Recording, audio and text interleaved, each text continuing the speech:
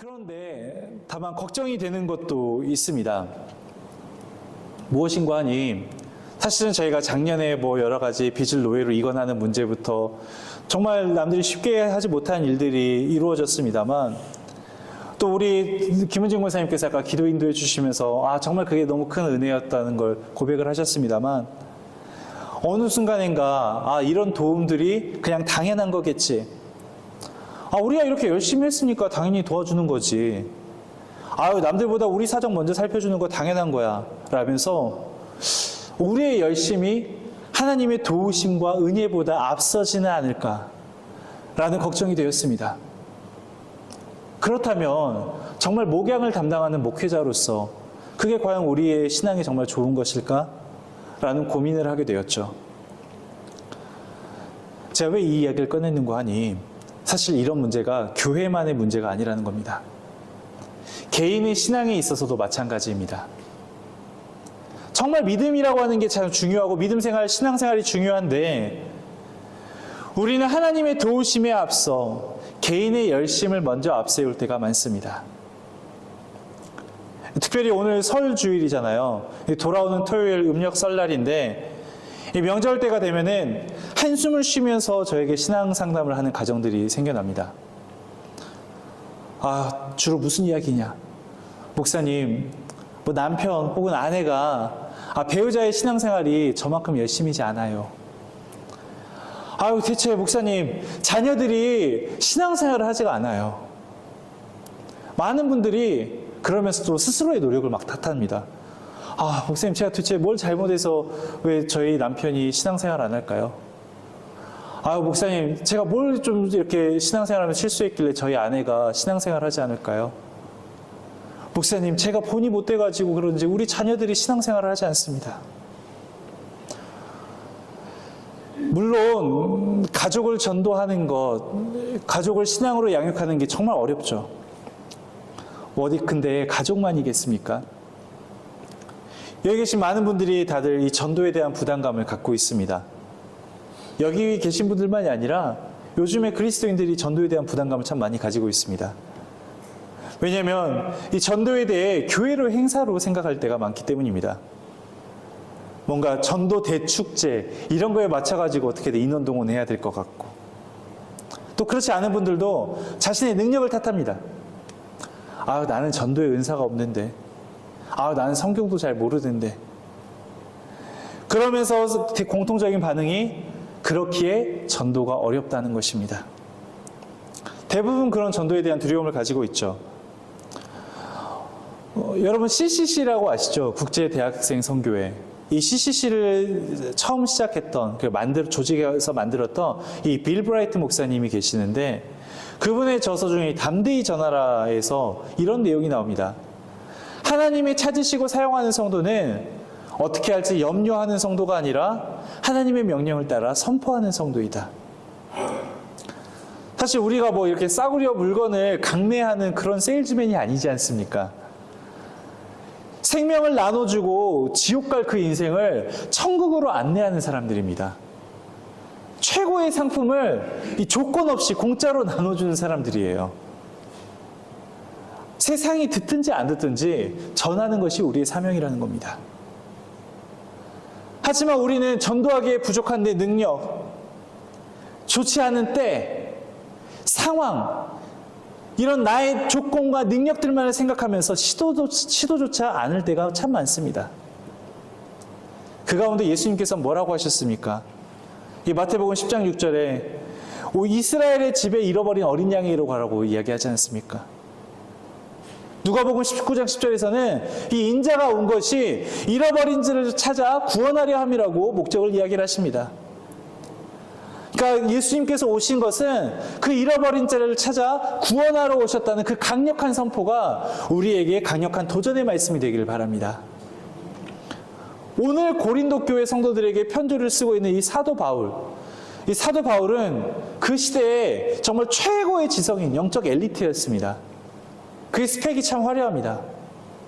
학문이나 지식, 종교적 배경, 율법 준수의 삶은 누가 뭐래도 정말 그가 손색이 있다고 할 수 없을 만큼 정말 최고의 지성을 가진 이였습니다. 그러나 본문에서 나타난 고백에는 이 사도 바울이 참 연약한 자로 나타납니다. 단순히 육체적인 연약함이 아니라요, 하나님의 능력과 지혜에 비교해 보니까 자신이 연약하다는 것을, 그 한계를 인정하는 것입니다.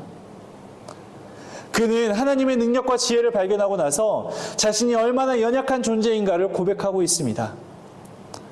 사도 바울이 고린도 교회 형제들에게 무엇라 편지합니까? 1절입니다. 형제들아, 내가 너희에게 나아가 하나님의 증거를 전할 때 말과 지혜의 아름다운 것으로 아니하였나니. 여기에 우리말 성경에는 이 따라서 이 왜냐하면으로 번역할 수 있는 이 카르라는 접속사가 빠져 있습니다만, 이 헬라어 원문에는 들어 있습니다. 그러니까 이게 뭐냐면은 바울이 뛰어난 말과 지혜로서, 그러니까 자신의 능력으로서 하나님의 말씀을 전파하지 않는 그 이유를 설명합니다. 당시 고린도는 이 그리스의 철학과 웅변과 수사학, 드라마 같은 것들이 성행했습니다. 사도 바울도 사람들의 마음을 울리고 웃기기도 하는 웅변술로 예수의 십자가 복음을 전하지 않았다는 겁니다. 당시 말을 잘하는 제주꾼들이 인기가 있었습니다. 그러나 바울은 말과 지혜의 아름다운 것을 하지 않았습니다. 사도 바울이 고린도 교회 성도들에게 편지하고 있는 것은 하나님이 예수님을 우리에게 보내시어 무엇을 하셨는가, 그게 우리가 전달할 내용이지, 내가 어떤 수사학을 사용한다고 해서, 내가 어떤 배경을 이용한다고 해서, 내가 어떤 재력을 이용한다고 해서 그것으로 우리가 복음을 전하는 것이 아니라는 것입니다. 그렇다면 하나님께서 보여주신 그것이 무엇입니까? 하나님께서 십자가를 통해서 무엇을 하셨죠? 예수 그리스도를 보내시어 우리의 죄를 대신하여 제물로 삼고 십자가에 못 박으시고 또 죄 가운데 죽을 수밖에 없는 우리들을 하나님의 자녀로 불러주셨습니다. 이 말은 구원을 얻을 방법이 우리들의 능력과 노력, 실력에 의해서 결정되는 것이 아니라는 것입니다. 하나님께서 십자가를 통해서 이루어내신 것입니다. 성경은 끊임없이 구원에 대해서 이야기할 때 이 에베소서 2장 4절과 5절처럼 긍휼이 풍성하신 하나님이 우리를 사랑하신 그 사랑으로 인해서 허물로 죽을 수밖에 없는 우리를 그리스도와 함께 살리셨고 너희는 은혜로 구원을 받은 것이라고 증거합니다. 구원은 우리의 노력으로 이루어지는 것이 아니라 우리에게 허락된, 그렇다고 그냥 이렇게 값싸게 주어지게 허락된 것이 아니라 하나님께서 예수 그리스도의 피를 흘리면서 주신 구원입니다. 그러므로 그 구원의 은혜와 영광이 우리에게 있다면은 복음과 진리가 담겨있는 그 십자가의 능력을 증거하지 않을 수가 없다는 것이죠. 사도 바울은 이렇듯 십자가의 복음을 깨닫고 나서 그 십자가의 능력 앞에서 겸손하지 않을 수가 없었습니다. 따라서 여러분, 우리가 생각했을 때 우리의 능력으로, 우리에게 뭔가 주어진 것으로, 우리가 가지고 있는 뭔가 그런 능력으로 우리가 전도를 하는 것 같지만 사실은 그 복음의 능력은 우리의 힘에서 나오는 것이 아니라 오히려 주님께서 일하신다는 것입니다. 그런데 여러분, 이렇게 이야기하면은 바울이 늘 성공적으로 했던 것 같죠? 그런데 사실 바울도 우리처럼 이렇게 자신을 좀 드러내고 뭔가 우리 힘으로 이렇게 전도를 해보려고 했던 그런 시기가 있었습니다.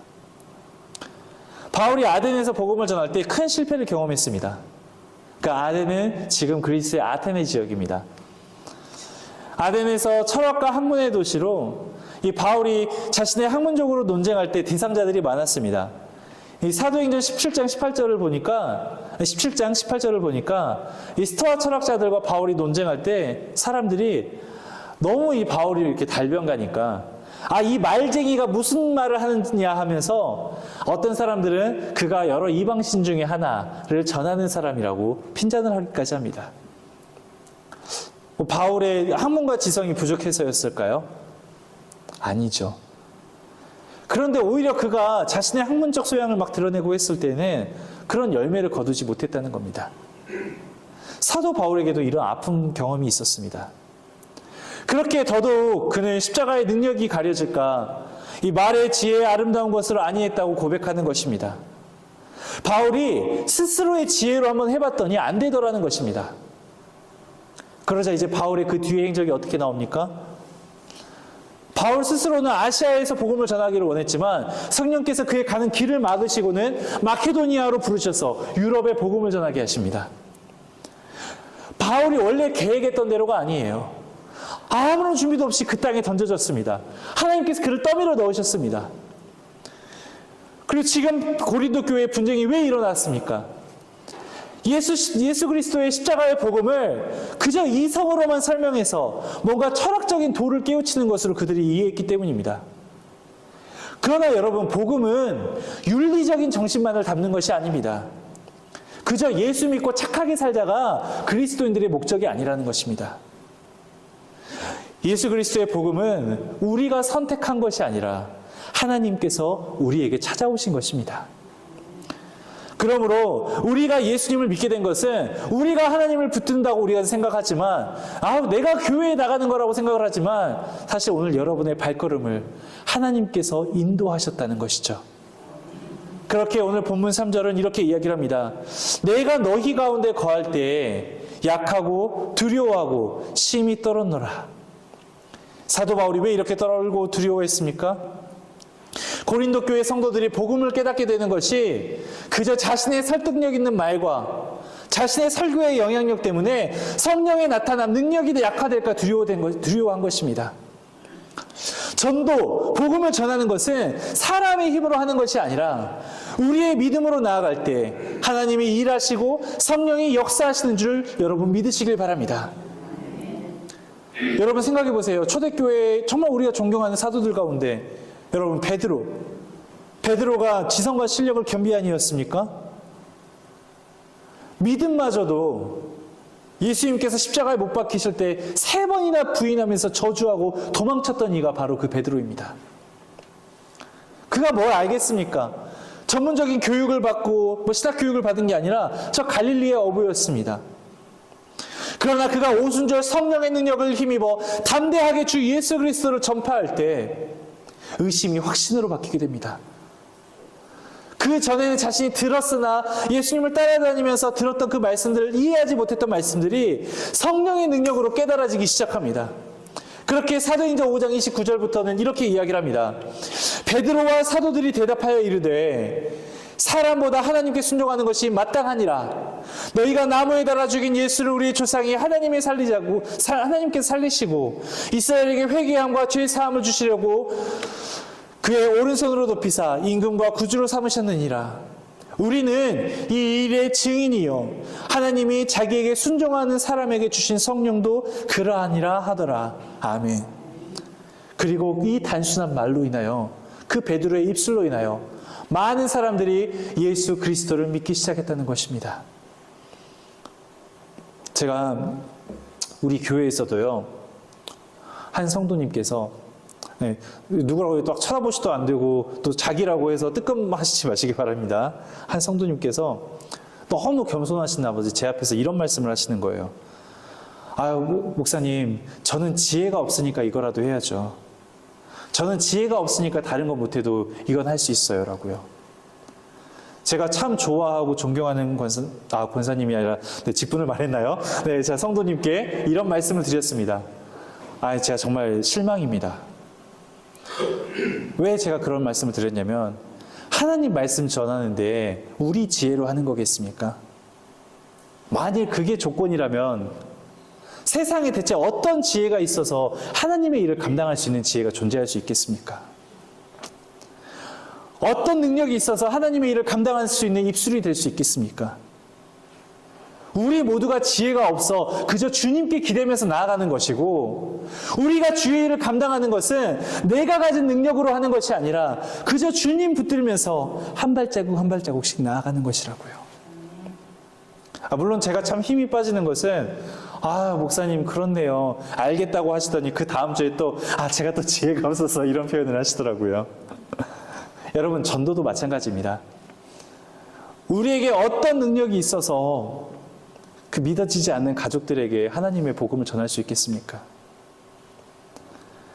여러분에게 어떤 능력이 있어서 저 세상 가운데 익숙해져 있던 우리의 삶 가운데 우리의 자녀들, 우리의 친구들을 그 죄악의 사슬을 끊어서 천국문으로 향하게 할 수 있겠습니까? 지금까지 여러분의 주변에 그런 은혜의 결과가 있었다면 나의 능력으로 한 것이 아니듯, 그리고 어떤 내가 능력이 있어서 이루어지는 것이 아니듯, 여러분 우리 가장 먼저 기도하면서 정말 그 영혼 구원을 위해서 기도하면서 주님 손 한번 붙잡아 봅시다.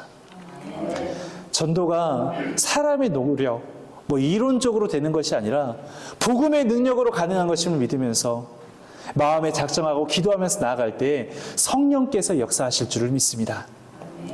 우리는 부족하고 연약한 자들이지만 십자가의 능력으로 믿고 나아가 복된 소식을 전하는 아름다운 발이 되길 바랍니다. 사도 바울이 그러했습니다. 자신의 복음의 능력을 깨닫고 예수 그리스도의 복음을 선포했을 때 주님께서 어떻게 역사하셨는지에 대해서 이야기를 합니다.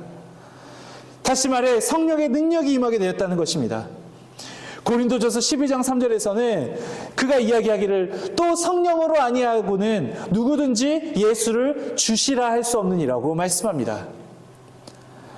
그렇잖아요. 성령으로 인하지 아니하고서는 어떻게 그 2000여 년 전에 우리랑 저 먼 세계에서 저 레반트 지역에 있는 한 청년이 하나님의 아들이라고, 그리고 하나님께서 자기를 제안하면서 우리 땅에 오신 거라고 우리가 믿고 또한 고백할 수 있겠습니까?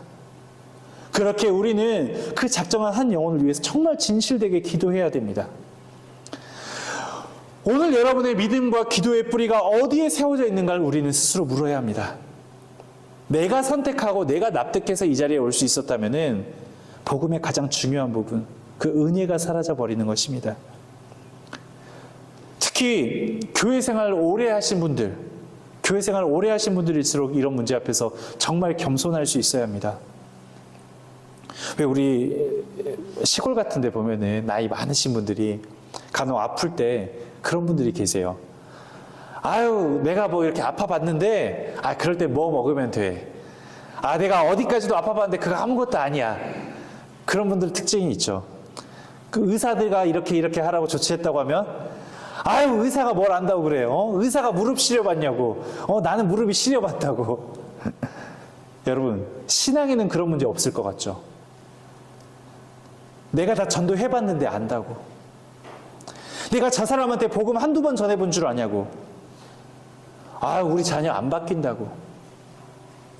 여러분, 우리가 정말 그 영혼을 위해서 전도하려면 내 능력과 경험에 의지해서 진단하고 정죄하고 판단하는 것이 아니라 우리가 해야 할 것은 가장 먼저 기도하고 또한 전하는 것입니다. 왜냐고요? 그 일을 하는 분이 내가 아니라 바로 하나님의 능력에 기대어서 하는 것이기 때문입니다. 저도 목사로서 그런 두려움이 있습니다. 사실 여러분, 제가 몇 마디 한다고 해서 어떠한 영혼이 바뀌고 그런 일이 일어나겠습니까? 그런데 참 위안이 되는 한 이야기가 있습니다. 어떤 목사님께서 조금 어려움에 처한 교회에 가서 이 집회를 하셨대요. 그 지역에 있는 다양한 분들이 좀 오셔가지고 그 집회 자리가 열어졌는데, 그 첫날 집회의 말씀이 저희 오늘 말씀이랑 주제가 좀 비슷했나 봐요. 내 힘으로는 안 됩니다. 내 힘으로는 은혜를 받을 수 없습니다. 계속 이렇게 외치셨다고 합니다. 그런데 그 집회 중에 한 분께서 원래 그 교회를 다니는 성도님도 아니신데 그분께서 갑자기 은혜를 받으셨는지 갑자기 딱 퇴직금의 절반이라면서 1억 원을 헌금을 하셨다고 합니다. 이게 다른 성도님들이 은혜가 돼서 정말 그 교회가 다시 한번 이렇게 마중물이 되어서 다른 분들이 막 이렇게 힘을 모았다고 해요. 그런데 그 목사님이 아무리 생각해도 스스로가 이해가 되질 않는 거예요. 왜냐면은 설교 중에 헌금하라는 말 한마디도 하지 않았는데 대체 이분은 또 그 가운데 어떤 부분에 은혜를 받으셔서 이렇게 하셨을까? 심지어는 참 목사들이 믿음이 없죠. 목사님도 이해가 안 돼가지고 나중에는 결국 그분을 좀 따로 수소문을 해서 이렇게 식사를 좀 하셨다고 합니다. 그런데 알고 보니 이분이 그 집회 가운데 참 그 은혜를 받았는데 그 목사님이 마지막에 외쳤던 외침이 자신의 마음을 울리는 그런 성령의 역사하심처럼 느껴졌답니다. 무엇인가 하니 그 목사님이 설교 중에 내 힘으로는 안 됩니다. 내 힘으로 은혜 못 받습니다. 라고 하는데 거기도 교회가 스피커가 우리 교회처럼 좀 별로 안 좋았었나 봐요. 이 성도님이 잘못 들어가지고 내 힘이 아니라 맨입으로는 안 됩니다. 맨입으로는 은혜 못 받습니다. 라고 강사 목사님의 말을 잘못 알았는데 그 잘못 알아들은 말이 은혜가 돼서 그런 헌신과 결단을 했다고 합니다. 여러분, 주님께서 잘못 알아들은 설교에도 그렇게 은혜를 더하시는 분이신데 여러분들이 어떠한 언어로 하시던 간에 하나님께서 일하시면 우리의 가족에게 복음 덜어갈 수 있고요. 하나님께서 일하시면은 내가 수십 년 동안 알아왔던 친구이고 내가 수십 년 동안 하나님에 대해서 이야기를 했지만 그의 마음 가운데 하나님의 말씀이 들어가질 않았었는데 성령께서 역사하시면 복음이 들어갈 줄 믿습니다. 오늘 여기 계신 성도님들 가운데서도 내가 교회 다니고 있지만 믿음이 믿어지지 않습니다 하는 분, 하나님께 그 제목을 가지고 간구해 보십시오. 하나님, 제 지식으로는 하나님 믿어지지 않습니다. 제 생각과 제 이데올로기로는 예수 그리스도가 나의 구주 되심이 받아들여지지 않습니다. 이 시간 성령님, 나와 함께하여 주셔서 나에게 찾아와 주셔서 주님 역사하여 주십시오. 단 한 분이어도 좋습니다. 정말 성령께서 역사하신다면 지금까지 내가 고쳐지지 않았던 나의 삶들, 하나님 이 시간 오늘 이 주일부터 이제는 변화되어 나를 죽이고 성령님께 의지하여 말씀과 기도로 살아가겠습니다. 결단하는 그 심령 저는 있을 줄로 믿습니다. 여러분의 가정이 또한 그런 믿음의 가정 되길 바랍니다. 그리고 우리 여수한빛교회가 그러한 모습으로 하나님께 나아가는 올 한 해가 되기를 진심으로 축원합니다. 함께 기도하겠습니다. 주님, 이 시간 우리가 자랑하던 열심과 이 능력의 한계를 깨닫습니다. 우리의 힘으로 무엇을 할 수 있겠습니까? 특별히 이 설을 앞두고서 오랜만에 가족들을 만나는데 이 전도 앞에서 우리가 무엇을 할 수 있겠습니까? 주님, 이제까지 저희의 능력으로는 되지 않았습니다. 이 시간 주님께 의지하면서 나아가오니 주여, 우리에게 지혜가 필요하다면 지혜를 주셔서, 우리에게 열정이 필요하다면 열정을 주셔서, 함께 할 수 있는 넉넉한 품이 필요하다면 그마저도 허락하셔서 주의 놀라우신 능력 아래 내 삶이 변화되고 가족들이 믿음 생활하게 하시고 우리 여수한빛교회가 다시 한번 일어나게 하여 주시옵소서. 예수 그리스도 이름으로 기도드립니다. 아멘. 이 시간 일어나셔